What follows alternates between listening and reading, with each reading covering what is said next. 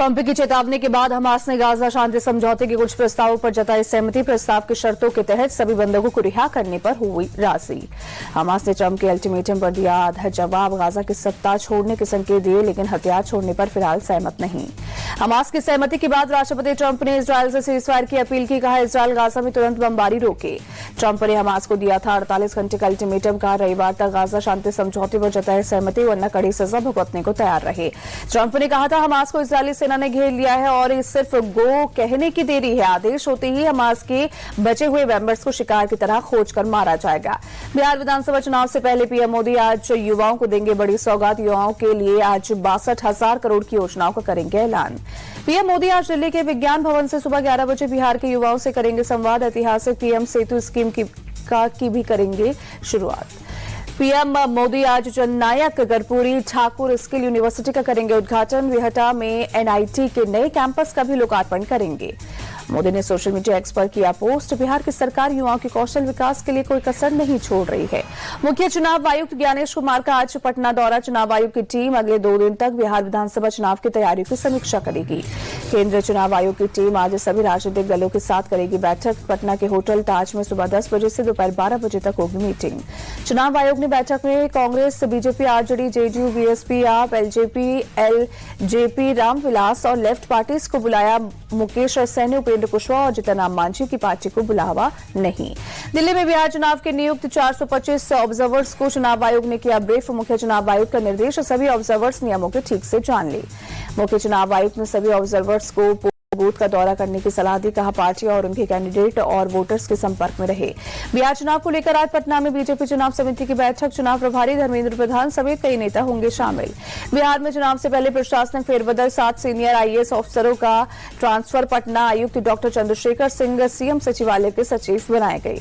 पटना की तर्ज पर मुंगेर में बनेगा marine drive. CM Nitish Kumar Jamalpur में मुंगेर से सुल्तानगंज तक गंगा मरीन ड्राइव का करेंगे शिलान्यास। सीएम नीतीश कुमार जमालपुर में 250 करोड़ की लागत से मदर डेयरी के मिल्क प्रोसेसिंग प्लांट का भी करेंगे शिलान्यास। सम्राट चौधरी, ललन सिंह, एसपी सिंह बघेल और जॉर्ज कुरियन रहेंगे मौजूद। बिहार कैबिनेट की बैठक में 129 एजेंडे पर लगी मुहर। सीएम नीतीश के नेतृत्व में सभी विभाग के मंत्री हुए शामिल। बिहार सरकार ने सरकारी कर्मचारियों और पेंशनधारियों को दिया त्योहारों का तोहफा। डीए 3% बढ़ाया। बिहार सरकार ने लड़कियों को मिलने वाली छात्रवृत्ति भी राशि बढ़ाई। अब पहली से चौथी तक की बच्चियों को 1200 रुपए मिलेंगे।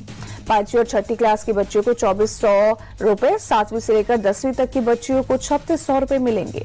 चुनाव से पहले जेडीयू को बड़ा झटका। परबत्ता से मौजूदा विधायक डॉक्टर संजीव कुमार आरजेडी में शामिल। तेजस्वी यादव बोले, कई लोग आरजेडी में शामिल होने के इच्छुक हैं। महागठबंधन में सीट बंटवारे का काम जल्द। कांग्रेस सांसद अखिलेश प्रसाद सिंह बोले, महागठबंधन में कहीं कोई दिक्कत नहीं है। सीट बंटवारे को लेकर सबकी सहमति है। महागठबंधन में शामिल सीपीआई और सीपीएम ने रखी डिमांड। सीपीआई ने 24 और सीपीएम ने 11 सीटों दावा ठोका। सीपीआई और सीपीएम ने सीट शेयरिंग में देरी को बताया खतरनाक। कहा, इससे भ्रम पैदा होगा। राष्ट्रीय लोक जनशक्ति पार्टी के प्रमुख पशुपति पारस का बयान। बोले, चुनाव की अधिसूचना जारी होने के बाद महागठबंधन में सीटों के बंटवारे पर बात होगी। एक सवाल के जवाब में बोले पशुपति पारस, अगर चिराग पासवान मुख्यमंत्री बन जाए तो हमें खुशी ही होगी। जगत गुरु शंकराचार्य स्वामी अभिमुक्तेश्वरानंद सरस्वती ने बिहार की राजनीति में भरा नया रंग। कहा, बिहार की सभी सीट पर निर्दलीय गौरक्षक उम्मीदवार उतारेंगे।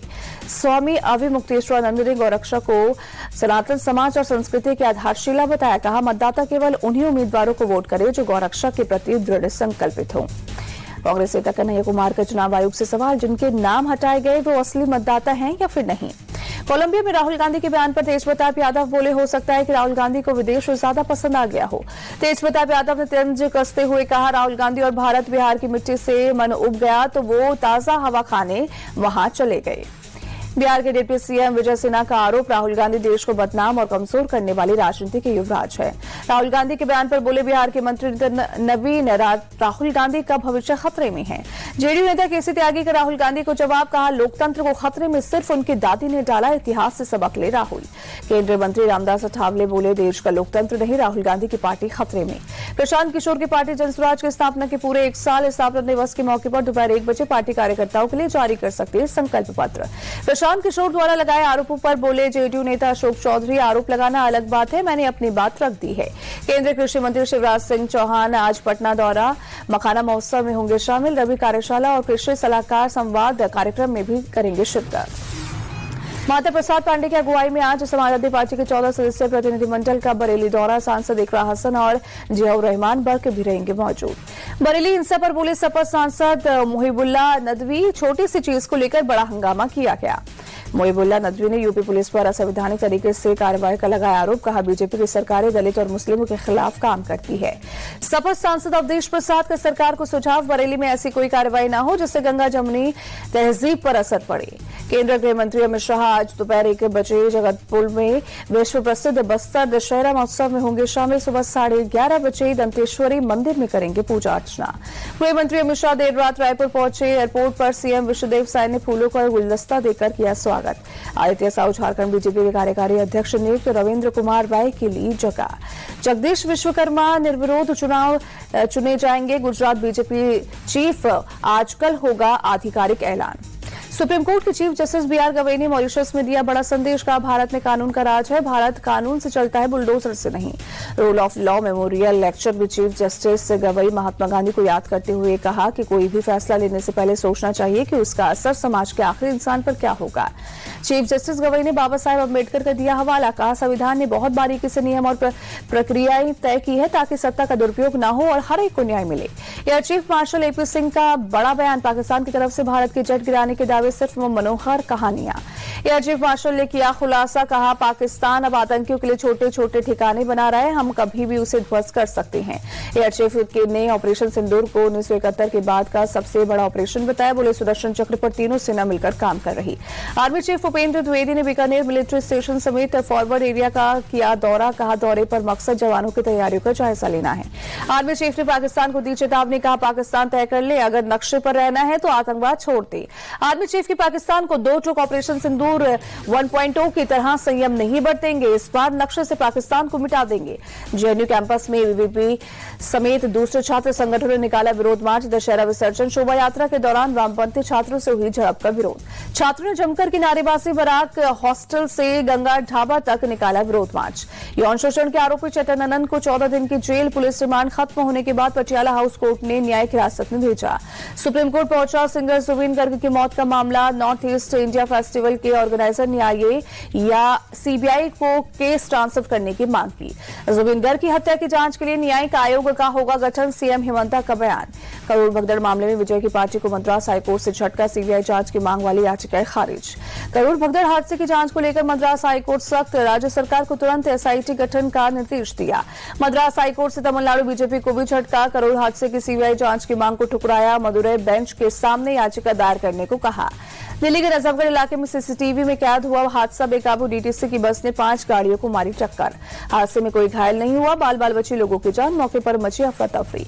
यूपी के मुजफ्फरनगर में पुलिस के साथ मुठभेड़ में 1 लाख का इनामी बदमाश मेहताब ढेर लूट, चोरी और डकैती के 2 दर्जन से ज्यादा केस थे दर्ज। जोला गांव के जंगलों में हुई मुठभेड़ में एक सब इंस्पेक्टर और कांस्टेबल घायल। मेहताब के पास से 1 किलो चांदी और 3 लाख के सोने के गहने बरामद। यूपी के मेरठ में लोहिया नगर के आदिल मर्डर का आरोपी जुलकमर पकड़ा गया। दोनों पैर में गोली लगने से जुलकमर हुआ घायल। आदिल की हत्या के बाद फरार चल रहे जुलकमर और उसके साथी हमजा की पुलिस के साथ हुई मुठभेड़। हमजा मौके से फरार। वाराणसी के मदनपुरा में प्राचीन हनुमान मंदिर के पुजारी को हनुमान चालीसा पाठ बंद करने की धमकी। पुलिस ने सीसीटीवी सामने आने के बाद एफआईआर दर्ज की। हनुमान मंदिर के पुजारी को 2 अक्टूबर को अब्दुल नासिर और उसके बेटे ने लाउडस्पीकर हटाने की दी थी धमकी। सीसीटीवी में मुस्लिम समुदाय के करीब 10 लोग पुजारी को धमकाते नजर आए।